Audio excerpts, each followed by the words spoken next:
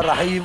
نحن هون نقطة الشيخ سعيد من الطرف الغربي، وهدول أهل ميدو عم بنزحوا وعم بنأمن لهم الخروج. احنا يا أختي أنت بيت مين؟ بيت درويش. جوزك ايش اسمه؟ أحمد درويش. بيت ميدو هدول؟ بيت ميدو أنتوا بيت درويش؟ ايه. مين ضل عندكم جوا؟ والله ما بعرف، أنا ما بقول لك ما في، أنا طلعت ما كان في كم واحد عندنا بالحارة بس ضل كم واحد؟ ايه.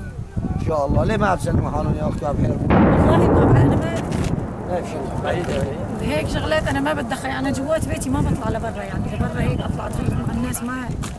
يا سيدي الحمد لله على الله السلامة. يسلمك يا رب، تسلم. وإذا بتحسي الله تتصلي يعطيك فيهم خلي يسلموا حالهم. احنا لنا إرهابية ولنا شيء، احنا سوريين وإسلام كلياتنا سوريين وضد الطاغية بشار ما في حدا معه وبس. سوريا. بس ضد بشار طاغية بس.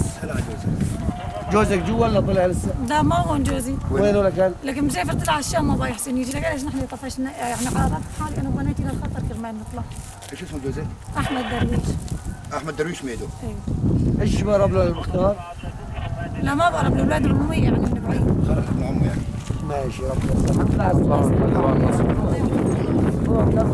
لا تعالى ليش؟ دوروا كل عظيم شوي.